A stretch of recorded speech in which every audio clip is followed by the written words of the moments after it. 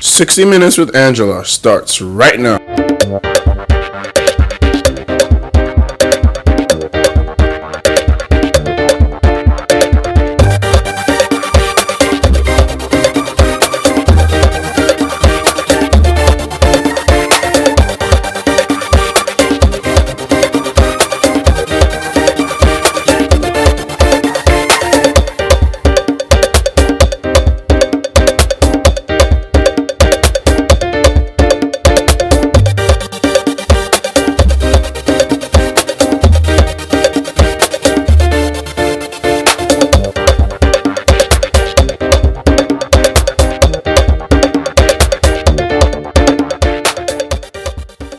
So Nigeria's National Emergency Management Agency, according to the Lagos 2021 Climate Risk Assessment, says that over 8 million residents of Lagos State are vulnerable to flood disasters, with 12% of the state subject to seasonal flooding. Now, to make sense of all this, you have to understand the topography of Lagos State.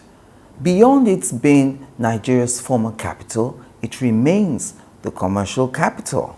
It is a state situated on the Atlantic coastline of Nigeria, and it is made up of islands, sandbags, and lagoons.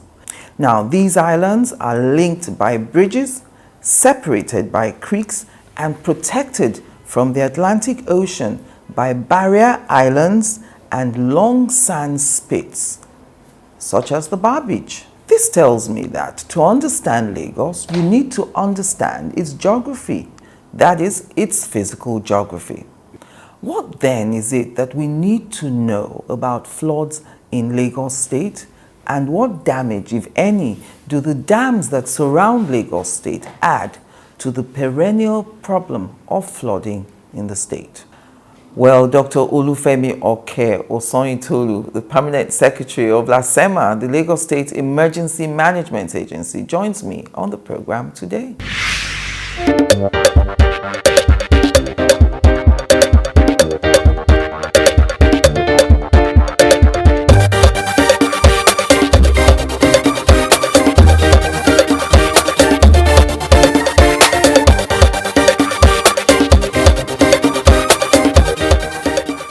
So, you know, I was researching LASEMA, and you, as the one who heads this agency, I found you described as General Manager, as Director General, and then as Permanent Secretary. But I understand that your current post is Permanent Secretary. Why were you described as GM and DG before?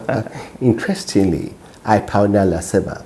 And during the time of His Excellency, Asiwaju Bola Ahmed Tinubu, I was appointed as a general manager. So I was a general manager for LASEMA from 2005 to 2015. Right. By 2015, I took my leave of absence and I was appointed or seconded to presidency, where I was appointed as a special advisor of monitoring and evaluation IDP in the Office of Presidency. Right. Then by 2017, I was appointed again as Senior Technical Advisor on Disaster Risk Reduction in Presidency. Then by 28th June 2019, I was appointed by His Excellency, Mr. Governor Babajide Olusola Sanwo-Olu as the Director General. And by February 2022, yes, I was appointed as a Permanent Secretary of Lagos State Emergency Management Agency, LASEMA. So you're Mr. Emergency in Lagos. All right, so I was reading the state government's fresh update to residents in highbrow areas such as Lekki, Ikoyi, Victoria Island, and to other coastal areas like Ekpe and Badagry. You were asking them to be cautious of backflow flooding due to the high tide in the Lagos Lagoon. Please explain that. What does backflow flooding mean? one of the risk analysis that Lagos State is prone to is flood. Now, one thing is clear. We try to improve channelization in terms of improving our canals, how this water drains back to the oceans. So we've constructed a lot of canals. In the ocean itself, because of the change in the temperature, the effect of the climate change, the drainage of that canal will be very slow.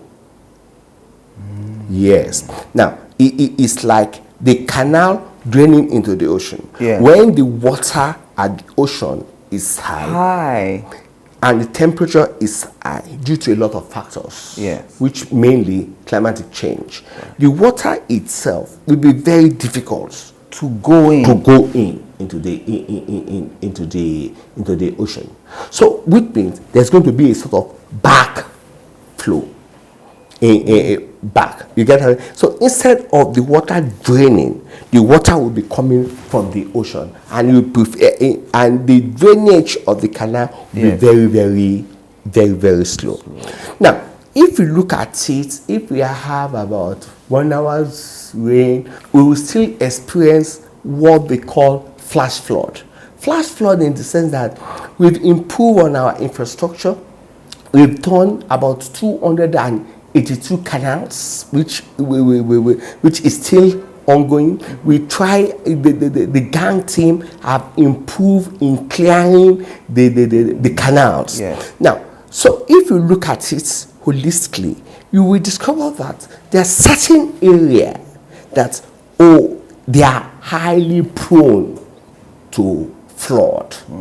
And those areas are the areas that were mentioned that they should be careful, and we gave what we call a sort of early warning. So, the highbrow areas are the areas that are prone. Very prone. All areas in Lagos State are prone. Based on the topography, are prone. But there are certain areas that they are very prone to this. And those areas are the areas being mentioned. And we raise what we call early warning alert. And what that means that be watchful. You've admitted now that Lagos is prone to flooding. So we know that it's one of the problems in Lagos. Yeah, it's one of the natural disasters we are prone to. So I'm wondering why every year we're still having the same thing. We still have people canoeing in Lekki, you see these pictures. In fact, that video we saw of the water touching the third mainland bridge, was that a real video? It's not a real, it's just fake. Okay. It's just fake. So now, the water never rose to the level of the third mainland. It's just fake. Let me tell you something. Let's go back the lane. The time we really experienced flood in Lagos State was in 2010. And one way or the other, 2015, we experienced a sort of flood a bit. You can't compare what was experienced in 2016 to what we experienced in 2010. Now, if you look at the infrastructure development that occurred at that area when we have this flood disaster at that Ajetunmobi, you discover that we've improved on the road structure, architecture of that place. We've moved some people away from that Ajetunmobi. They are now at Agbawa area, which is a highland area. It's higher up. And you can see the road, the construction of road changed in that area. Yes, when we look at it holistically, in 2016, why we are able to experience some flood disaster was due to the fact that I think we were late in clearing our canals. But however, we learned from our mistake. We beef it up. And we are on top of our game. And right now, you will discover that despite the parts of our topography, if you compare our preparation, what we have put in place, compared to other states that they don't have the kind of topography, and they are still experiencing a lot of flood disaster, like Kogi area, like Bayelsa area, like Anambra area. Lagos State is still on top of this. So all the pictures, all the noise that some people are showing on the social media is not so. We're on top of our game. So in my introduction, I talked about the National Emergency Management Agency saying that at least 8 million persons are prone to flooding. 12% of the state suffers seasonal flooding. You know, is there ever going to be a time that we won't have flooding? I don't think so, because flood itself is a natural disaster, and one way or the other, because of a lot of factors, there are a lot of rivers around us that brings into Lagos State. The river Ogun State brings into Lagos State. There are about 8 rivers that brings into the Lagos State, and one way or the other, we are not in control of those rivers. Look at what is happening now. We are doing a lot of a lot of trying to do dredging of River Ogun, despite the fact that River Ogun is not within your jurisdiction. Okay. So what's happened at area that is not our jurisdiction, we are not in control of it. But naturally, they drain into Lagos. Yeah. So and that is why that we thank God that our governor, Mr. Babajide Olusola Sanwo-Olu, has taken clear ownership and provided the political will. And that is why we are using man and resources, because of the good people of Lagos State, because we realize the impact of flood on our people. We are doing dredging of Ogun State. We are improving on our the canals. We've done work on about 282 canals. And you see, one thing is clear in Lagos State is that we are being empirical.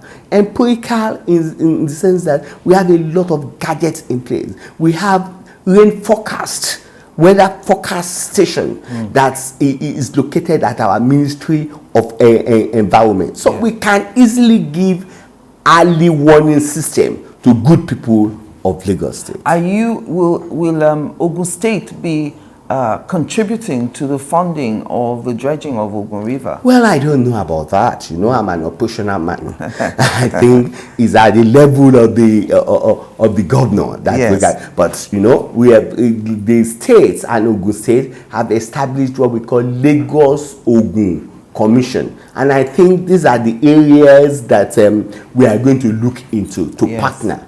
Yes.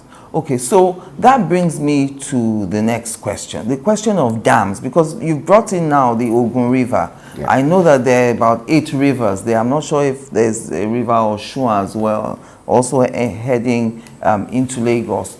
Does Lagos have any dams?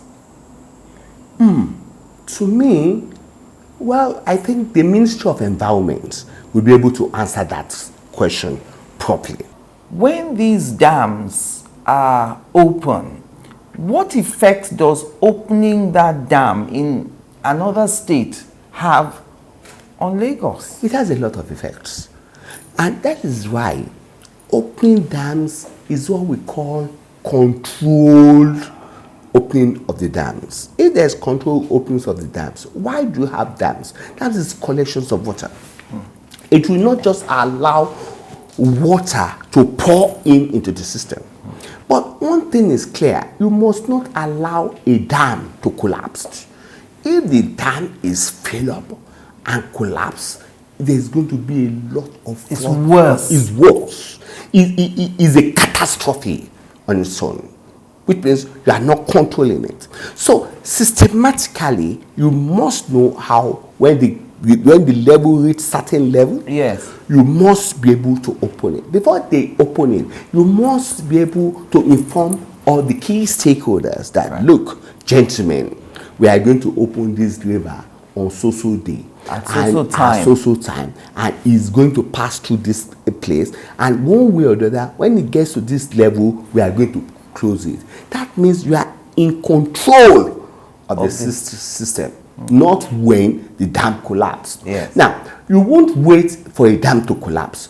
And if a dam collapses, it has a lot of devastating effects. Every time the dams have been opened, that is, let us assume Lagos has no dam. So the dams in Osun, in Ogun, all around Lagos State, has Lagos State always been informed that Definitely, the dams, we work together. we know that when the dam is opened, there's a path the water is going to flow through. Yeah. How then do people end up living in the path? Okay, you see, it's a complex issue, but I need to explain. Some people believe that their ancestors has been living in that area. So it's ancestral land. It's an ancestral land. Now, you see, the pathway itself, because of a lot of factors, because of a lot of climatic change, because of a lot of carelessness on some part of people, you get has effects on the floodplain. When the pathway of the river, there is a sort of floodplain that you have to give certain meters before you build your houses. Yes. But you see some people encroach that floodplain and start building their houses close to the floodplain. Yeah. Now, that's number one reason. Again, the type of building that you are going to build in that area, the type of foundation will be different from the type of preparation that will be built in area that they are not prone to flood. Yes. But you will see some people building their houses in such a way that they are vulnerable to flood. You get what I'm saying? So when you are looking at this, you have to look at it holistically. Yes. One factor, you have to look at the local knowledge of the people. You have to look at the belief of the people. You have to look at the culture of the people. You have to look at their ancestral value of the people. Don't forget that all this water are being used for agriculture in those days. Yes. All those lands that the water are passing through are agricultural lands. So it was natural irrigation. It was for natural irrigations, but our people abandoned that type of work. They moved to building houses into it. And don't forget that we now have a climatic change factors too in place. So these are factors that make it worse. Join us again after the break.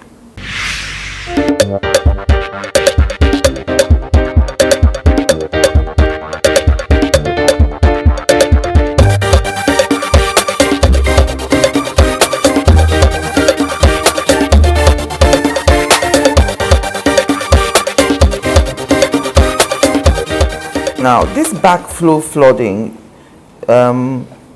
is it only restricted to areas like Ikoyi and Victoria Island? What about Ikorodu, Badagry, Ekpe, all other low-lying areas? Will they experience it? Yes, they could experience it. Right. But what we are saying that this area are more prone to it.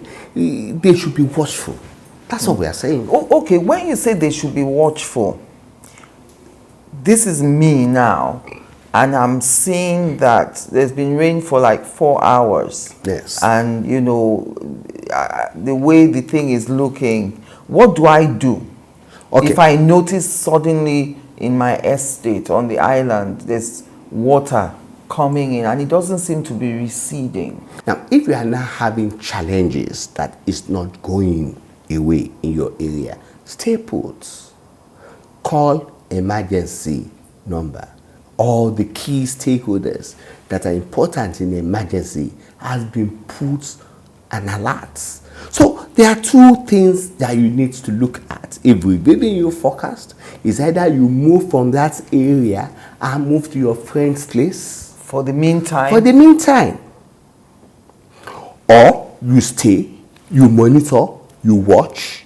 If there is challenge, you will call us on our emergency. The numbers, have they changed? It's 112 and 767. Right. And there's my own backup number. My own backup number is 082 6090 7333. You just test. And believe me, we've improved our response time. We will be there.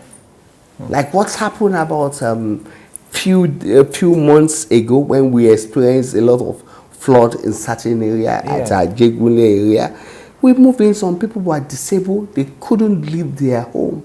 And they called us on our 112. We moved in, we evacuated the disabled, and we took them to a place that they could recuperate. Yes. So, okay, so the emergency numbers are still working. Definitely, that's where you are. 112, and then the other number you... Yes, 767. So there will never be a time that there will be no flood in Lagos. Why then? It's one of the things that... It's one of the things that... And that's why, for us moving to smart cities, we've improved on our infrastructure. What is the effect of buildings and construction on these flooding, when the drainage systems are compromised? When you build your house that obstruct free flow of water, there's going to be a rebound phenomenon. It's going to affect that community because you prevent water from draining. Yeah. And you know the ripple effect of it. If you build on a drain where water was supposed to evacuate from, won't it also affect the foundation of the house you built? It will affect the foundation. It will affect all the foundation in that community. It is going to affect the water level in that community. It will make that place to prone to a lot of infection. Health-wise? Health-wise, there are going to be health challenges, there's going to be environmental challenges, there are going to be threats to infrastructure. Okay, so the NMA was right. The Nigerian Medical Association, on Wednesday, the 27th of October, they raised the alarm about these floods across Nigeria. They're talking about attendant risks of waterborne diseases. Definitely. Now, we know that in Lagos State, some people have wells, some people have boreholes. Yes. So, what are you doing about that? How are you going to deal, areas that have flood and the well is also compromised and they have soakaways under the earth? I can't even begin to picture. It's what we call rebound phenomenon. We have an agency that goes about checking the water level, checking the profile of the water, ensuring that what we are drinking is the water is safe. There's an agency on that doing that. So whenever we have a flooded area, this agency sweep in to action to start doing the water level, checking the type of water people are drinking. Okay, because so it's not just the flood you're tackling. It's not. You have to look at flood disaster holistically. It's not only the flood. Don't forget the post-traumatic effect of the flood. People have to leave their houses. A school has to be closed. Changing of their habitat. It's not an easy thing. It's something that you have to look holistically. It's destabilizing. Yes, it's not an easy thing. So when we see pictures of, how you see a picture of a house upstairs and downstairs, and the whole of the downstairs is covered in water. And then I still see people like walking in the water and going home. I'm wondering, where are they going? Where is home? That's what you first of all check. Where is home? You get what I'm trying to say? And that is why we are saying that the government of Mr. Babajide Olusola cares. Because today in Lagos State, we have a relief camp. Okay, there's alternative. There's alternative.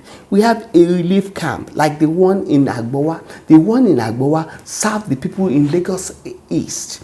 The one in Igodo served the people in Lagos West. And there's a lot of ongoing facilities at the Lagos Central, that if we have challenges at Lagos Central, we know where we are going to camp these people to rehabilitate them. Okay, so when this is important, when we see those houses and I'm thinking people don't have homes to go, it's not that they will be homeless at all. There is somewhere they can be moved to in the meantime.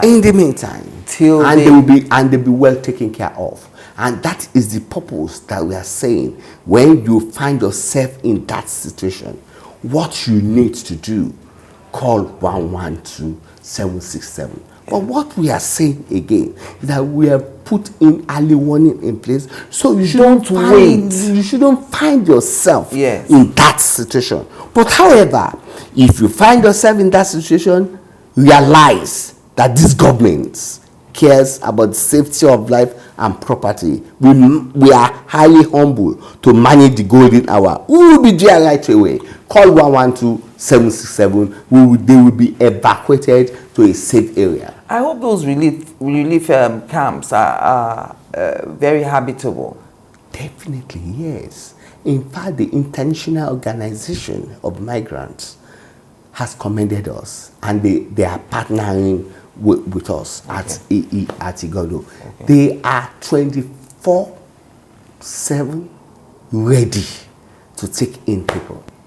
And when you say take them in, I'm a mother, there's a family of 6, father, mother, and 4 children. Yes. Will they be separated? No. They won't be separated. We have a family units. Okay. Yeah. We have a family unit in there. We have a single apartment in there for individual. Yes. And we will carry out a lot of things in there. We've done it in the past, and we are ready to do it again. UNICEF, that's the United Nations Children's Emergency Fund, says that 1.3 million people have been displaced here, and in Lagos State? No, in Nigeria. Hey, over 600 dead and 200,000 houses fully or partially damaged. I'm mentioning these statistics because I'm assuming that because you have floods here, you also have all these issues. So for people whose houses are damaged, partially or fully, people who have lost, family members to flood, how do you handle that? Okay, that's what I said, that in Lagos, under the watch of Mr. Governor, Mr. Babajide Sanwo-Olu, we have relief camps. We know how to take care of our people. We have a way of taking data among them, and we have a way of trying as much as possible to ameliorate this. I'm taking you back now 3 years ago, 2019, at a roadshow for flood awareness campaign and the strengthening of local emergency committees in Lagos. You admitted that the prediction at the time by Mangement, that's the National Meteorological Agency, that Lagos is vulnerable to flood. Now, you called for digital biometrics of citizens in these vulnerable areas. Yes. Is that still ongoing? Yeah, it's still ongoing. And that is why in Lagos State today, we build our emergency response from bottom to top. We established what we call local emergency management committee. Right. Secondly, now... Sorry, where are the local emergency... They are in all our local government. Okay. They are in all our 57 local government. Right. And right now, we are trying and we are doing anything that's humanly possible to fine-tune that. We are now establishing what we call local emergency response units, which means apart from our local emergency committee, we have a response unit that we are training, that we are building their capacity, so that when any time there's any form of emergency, they will kickstart the emergency. We will come and join them if they need our assistance. Okay, at a lower level. At a lower level. And that is why that LASEMA has been decentralized since 2019. We have LASEMA everywhere. We have LASEMA at Igado, we have LASEMA at Agbowa, we have LASEMA units at Ekpe. We try to move down to the good people of Lagos State. Right. And you're different from LASEPA. But we work together. LASEPA is the environmental protecting agency. Okay, so you coming when the damage has been done? We coming when the damage has been done. As they are responding or as they are doing a sort of early warning, they are giving us information. Right. Because if you close your eyes, will you be able to walk at night? If you are not well informed about what is going on, will we be able to respond? And that is why you can see us building the capacity of all LASEMA, of all the primary responders together. Yes, yeah. All right, let's talk about building collapse now. And because LASEMA also is involved in that. LASEMA is involved in the emergency aspect of it. Of the collapse. So when the collapse happens, you are mobilized to the site. Definitely, we take charge because we realize that safety of life and properties is paramount to this administration. However, doing everything, they must carry us along because we are a key stakeholders. Do you get involved before the collapse happens? How? How? Now, say a building is being constructed. Yes. Do you come in there in a proactive manner to look at what is going on and determine that there won't be any emergency here? Okay, we don't do that because we have an agency that is scheduled to do that. And that agency is called Building Controlling Agency. Now, but however, we have a local emergency management committee in each of these local government. We encourage a whistleblower as a form of early warning. If you discover that there's a building is in distress, you can call us as a form of early warning. We will call the building controlling agency. We will send our team in there. If you call us as a whistleblower, we take the pictures, we do the recommendations because we have engineers, we have mechanical engineers with us, we have civil engineers with us. So we carry it out. But the implementation will be the building controlling agency. We will inform the building controlling agency. And you know, this is a bureaucratic something, which means we have a record of it. So the building controlling agency, we know that LASEMA has a record about it. We will flash it to them. As we are flashing it to them, we will flash it to their commissioner. As we are flashing it to their commissioner, we will inform Mr. Governor about this situation of things. So we'll be monitoring. But if need be, we will intervene because what is paramount to us in all what we are doing is to manage the golden hour jealously. You've talked about golden hour a few times now. What is golden hour? Because it's the watchword. It's the hour between life and death. It's sometimes 5 minutes, sometimes 10 minutes, sometimes it's 1 minute. But if you don't do something, if there is a challenge concerning life, if you don't do something at that time, and that is why some people call it critical time, but we in emergency we call it golden hour because that is our watchword. Join us again after the break.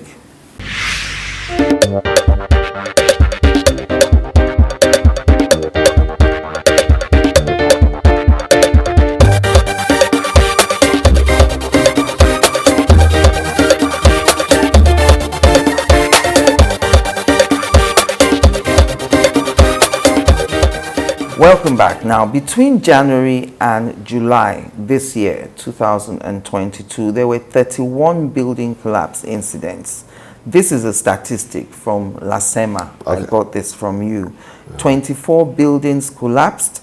There was 1 impending collapse, 6 partial collapses, 75 fatalities altogether under Governor Sanwo-Olu's administration. Yet, this government has not apologized to Lagosians for that failure to regulate the building industry. Because if regulation was happening, would we see these collapses? Well, that question, I think, is the building controlling agency that will answer it properly. Yes. But however, as an emergency manager, I quite disagree on you. Okay. Because if you are looking at this administration, you will discover that they've done everything humanly possible in terms of emergency management, in terms of both the preventive and the curative aspect of it. And that is why, that despite the fact that coronavirus was epidemics, we have emergency structure that could take care of it, despite the fact that the state is epicenter. I will say loud and clear, as emergency manager, that is the people of Lagos State that failed themselves. How do I say they failed? Yes. When we put a regulations in place, when we put a building code in place, this is and you are flouting it. And we are flouting it. Emergency, disaster should be everyone's business. The preventive aspect of it should be everyone's business. Look at a situation. There was an incident that we have marked the building at Obalende. Yes. We have put a stop into it. Stop work. Stop work. We've marked it. Stop work. Don't do anything there. Do you know what they did? They were building the house on Sunday. When the ministries don't work. They know. They know the weakness of the system. They are now using the weakness of the system to do and undo. Don't forget that in a democratically government, you don't act like a military government. You have to pass through the due process. You can't just approach a building and start demolishing. Yes. There's You don't do steps. that. There's steps. Yes. But our people, one way or the other, they circumvent these steps. Let me give you a good example. Yes. That's, to me, as an emergency manager, I looked, I said, what is all this mess? Really frustrated. Look at what happened at Gerard. A building, there are about 3-4 buildings in that place. Yes. A building collapsed. There are 50 fatalities. We realized that the people that constructed the building that collapsed are the people that constructed all those other ones. We were empirical. There was a white paper. We discovered that all other buildings were not stable. And the government, despite the fact that it's a national emergency management agency business, yes, but because it is in our city, it yes, is our Lagos, we want that area to be safe. You get what I'm trying to say? There's a lot of process. There will be a lot of white paper. There's a lot of ESCO intervention. The governor visited the place many times. There are a lot of experts. And the government take the bull by the horn. Got a contractor, a construction agent that, look, go and demolish the other building, that they are not stable. Do you know how our people did? They took the government to court. They want us to stop that controlled demolition of the building, whereas it's not safe. Yes, it is not safe. In a disaster zone, if those buildings collapse and there is no controlled demolition, do you know the ripple effects? So that's how our people circumvent rules and regulations. A situation that they will mark the place. They are not saying that this place, go and demolish it when we mark it. What we are saying that the stability is being questioned, the integrity is being questioned. Go and do the needful. Do you know what they will do? Instead of them to go and do the needful, they look for paints. Other, they will first of all paint the place and put a lot of things that if you move there tomorrow, you won't see that thing there. So they will cover the cracks. They will cover the cracks. Not only cover the cracks, they will cover what we have marked.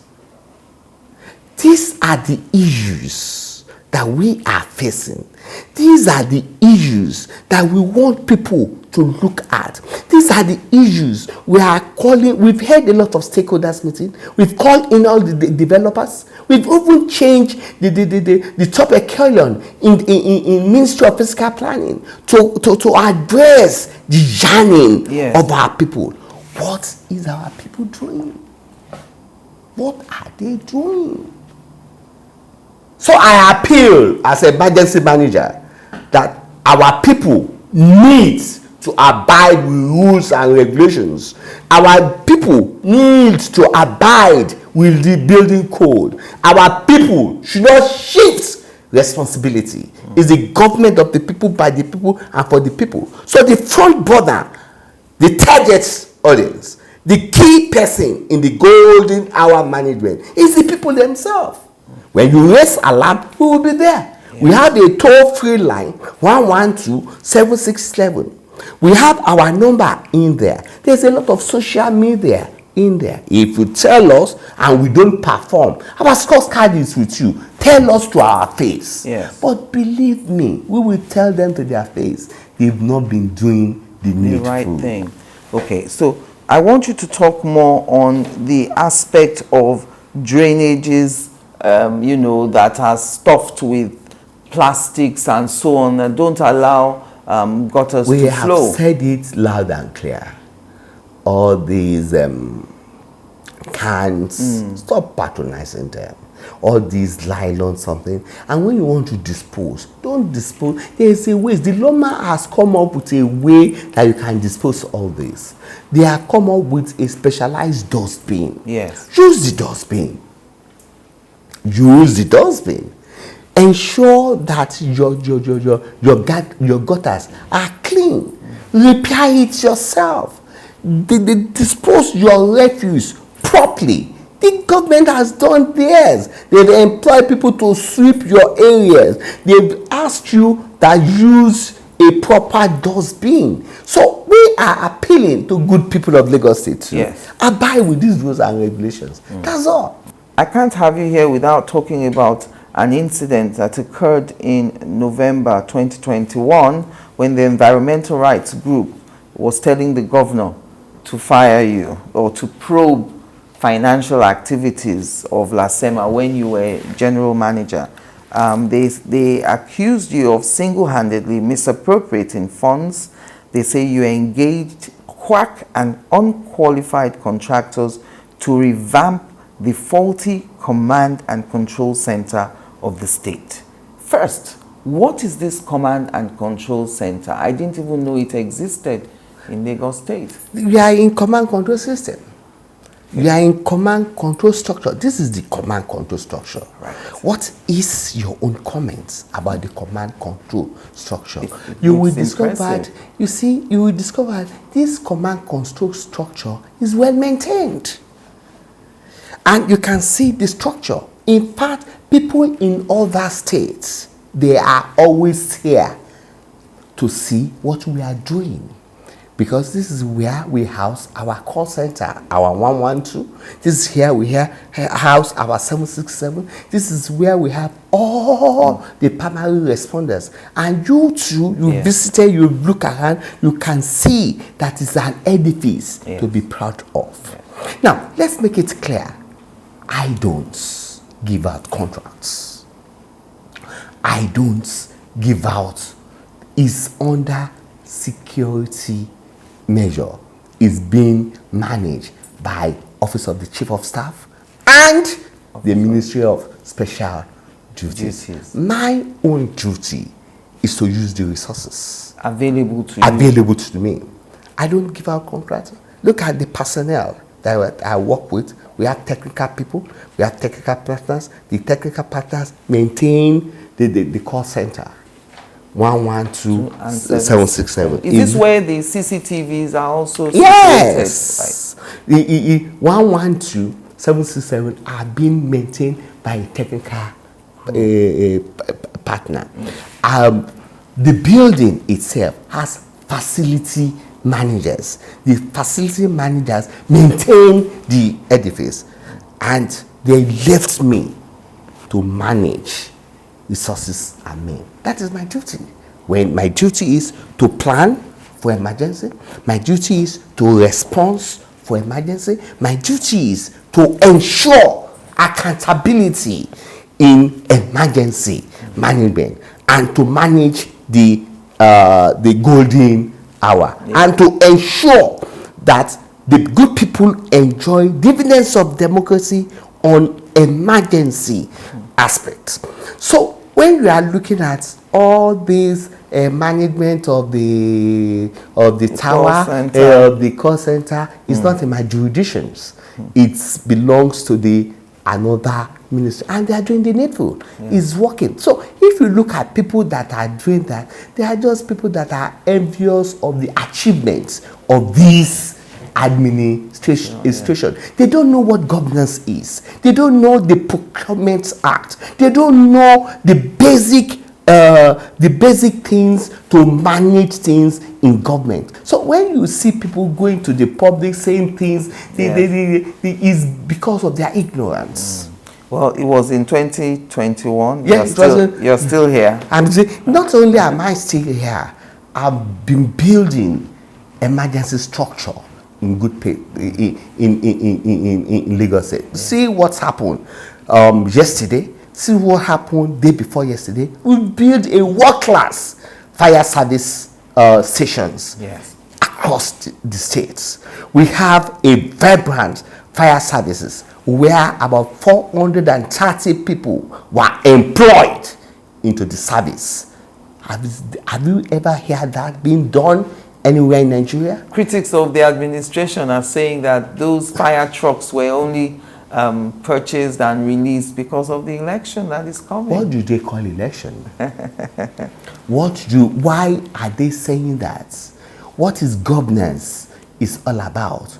What have we achieved in emergency or disaster management in Lagos State? Look at the coronavirus. Look at the way we are able to respond to coronavirus. Look at the structure we have put in place to ensure that we tackle coronavirus and we put it to the ground level. Look at what's happened at the building collapse at Ikoyi. Look at what happened there. Look at a lot of a vehicle plunged into the river about 3 days ago. 3 days ago. Yes. We are able to save lives in there. There are a lot of vehicles that are plunged into the river that they don't have facilities to save lives. We are able to clear our waterways within 5 days. Are you going to say it's because of the election again? Look at the fire disaster that occurred at the Balogun that we spent 2 hours to put off. Are you going to say that it's because of election? Look at the WAEC fire disaster when the whole West Africa were looking at us. Look at our response time. Look at the way we respond to emergency in Lagos State. Are you going to say it's because of election? Oh, of it. Mr. Governor has promised the good people of Lagos State safety of life and properties. And with that, we have put everything that is humanly possible for our people, not only to enjoy dividends of democracy, for our people to realize that we will not in any way compromise their safety, that we will not allow their economic values of their properties to go down. We will ensure that we provide everything possible to ensure safety of life and properties in Lagos State. We will do everything possible to attract developers in Lagos State. We will do everything that is humanly possible to ensure that we improve the economic value of Lagos State. Not only economic value alone, their IGR. I'm sorry to say this, but as an emergency manager and as a research person, I will compare states. If you compare what is happening in Kogi, what are you going to say compared to Lagos? Look at what has happened in Kogi. Look at what has happened in Bayelsa. Are you saying that election is not coming up in that place? It's only Lagos? Look at what happened in Kogi about a few weeks ago. A tanker overturned in there, and look at the ripple effect. If a tanker overturned in Lagos State, you can't be assured that we will do everything possible that there will not be mobility nor mortality. About 3 hours, the white people have sent a commendation letters to us that they have not seen something like this. That they call us in Ogun State when they have challenges. They call us in other states when they have challenges. Are you going to say that it's because election is coming up? No, it is the ignorance of some people that makes them think that way in Lagos. Either election come in or not. Every day, every minute, every hour is important to us to serve the good people of Lagos State and to manage their golden hour. Our scorecard is in their hands and we are not joking with it. All right. So for those watching now, young people who would like to be a part of LASEMA, how can they get into the workforce here? It's easy. They should go and join our local emergency management committee, or join our local emergency operation units, or join Red Cross, or join Boy Scouts. These are the people that will work together. So they can get in through that. Yes, through that they can angle. get through the Red Cross. They can get through the. What about volunteering? Is Boy Scout not a volunteering organization? Yes. It's a volunteering organization. Is Red Cross not a volunteer? And in that place, we are going to train them. Okay. So that brings me to the next question. Ongoing training for your staff, I suppose, is a major part of what it's part of building capacity. And that is why that whenever we go for any form of emergency, we always take pictures. We will come back and analyze it. We build our capacity. Every minute we build our capacity. Every minute we learn. Every minute we do a subtle simulations. Simulations? Yes. I mean, when you say simulation, how to react? Yes, if an simulations, yes.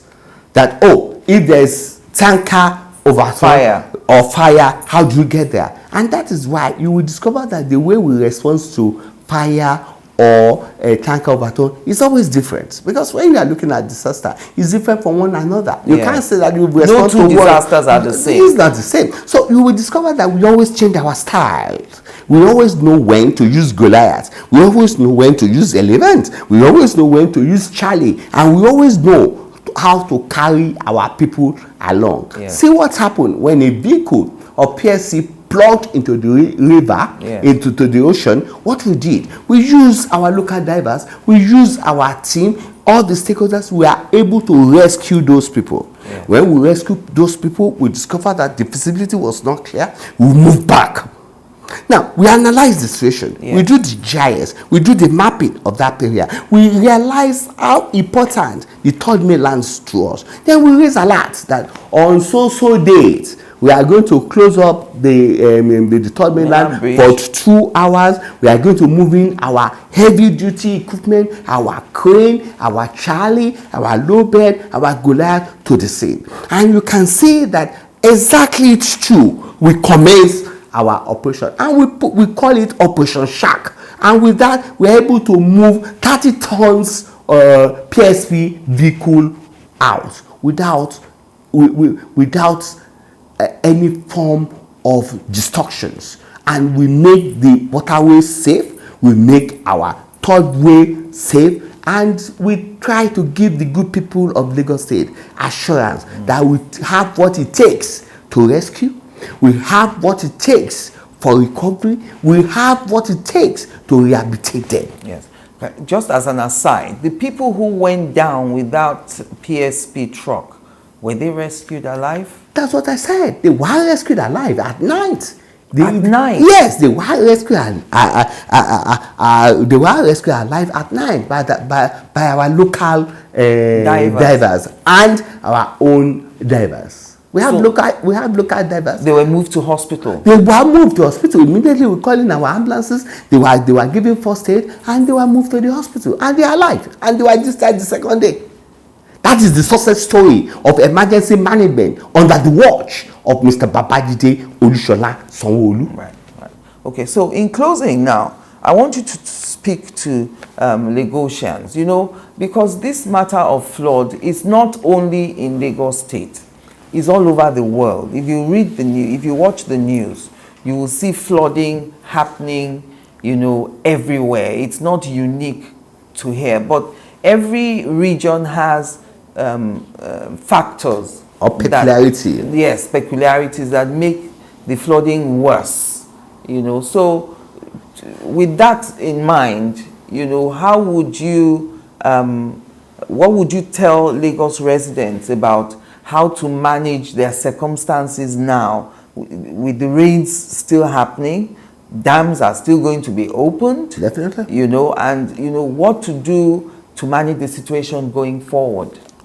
Firstly, I need to tell the good people of Lagos State that they should remain cool, calm, and collected under the watch of Mr. Governor, Mr. Babajide Olushola Sanwo-Olu. We are on top of our games. We have been empirical. We've carried out a lot of investigations. We are not only flood as a simple entity, we are looking at flood disaster holistically. With that, we've put a lot of things in place. What we appeal to them is they should abide with the rules and regulation. Firstly, I need to inform them that all the first responders are being put in high or red alerts. We've carried out a lot of simulations together. We've worked hand in hand together that, if flood disaster occur in certain area, how are we going to evacuate them? Where are we going to put them? Those areas has been answered. Now, we now look at the infrastructure. We have improved on our infrastructure in terms of channelization, in terms of dredging, in terms of early warning, and in terms of forecasting. Now, we have done that holistically. So what we are appealing to good people of Lagos State, abide with the rules and regulations. Listen to radio, listen to television.